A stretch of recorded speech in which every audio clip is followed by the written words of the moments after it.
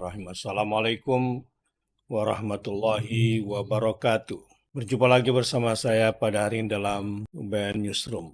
Saya akan bacakan satu berita dari meja redaksi UBN Newsroom pada hari ini. Bismillahirrahmanirrahim. Kepala BGN Nani Deyang mengundurkan diri karena sakit. Penggantinya Wakil Menteri Pertanian, Bapak Sudaryono. Ini menarik untuk kita share ya pada hari ini. Dan jangan lupa ubnnewsroom.com sudah bisa dinikmati dengan 18 rubrik baru. Kalau ketik UBN Newsroom, bukan ada UBN Digital, tapi ini UBN Newsroom, maka Anda sudah langsung bisa akses informasi dalam bentuk website secara profesional. Saya ulangi, hari ini Kepala BGN Nani Deyang mengundurkan diri karena sakit. Penggantinya Wakil Menteri Pertanian Sudaryono. Kepala Badan Gizi Nasional atau BGN Nanik S. Deyang mengundurkan diri dari jabatannya setelah berpamitan kepada Presiden Republik Indonesia Prabowo Subianto pada hari Rabu 22 Juli 2026. Keputusan tersebut diambil agar ia dapat fokus menjalani pengobatan penyakit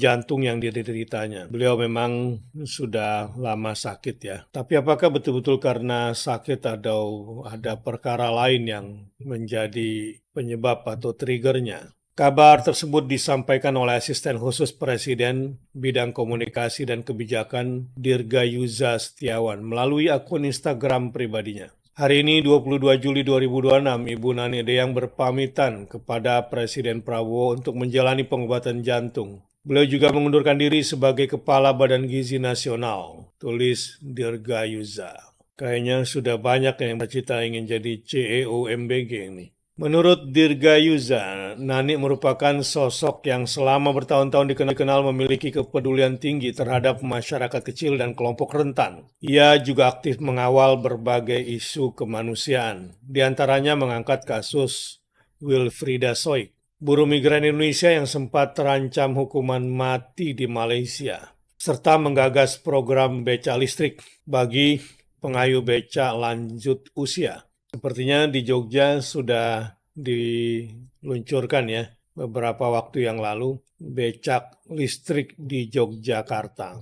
Presiden Prabowo kemudian menunjuk Wakil Menteri Pertanian Sudaryono sebagai Kepala BGN definitif. Dia adalah salah satu orang kepercayaan Prabowo Subianto, sama dengan Nani Deyang maupun Dadan, Kepala BGN sebelumnya. Kalau kita kilas balik tentang pergantian kepemimpinan BGN di tengah kasus dugaan korupsi. Pengunduran diri Nani Deyang terjadi sekitar 1,5 bulan setelah pergantian kepemimpinan di BGN menyusul bergulirnya penyidikan dugaan korupsi tata kelola program makan bergizi gratis. Sebelumnya, Kejaksaan Agung menetapkan mantan Kepala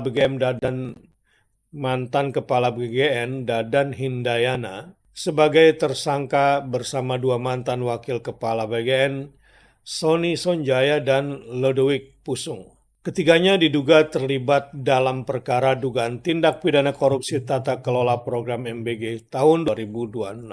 Penetapan tersangka dilakukan oleh penyidik Direktorat Penyidikan Jaksa Agung Muda Tindak Pidana Khusus Jampitsus setelah memperoleh sedikitnya 2 alat bukti yang cukup. Hingga kini proses penyidikan masih terus berlangsung untuk mengungkap seluruh pihak yang diduga terlibat dalam perkara tersebut.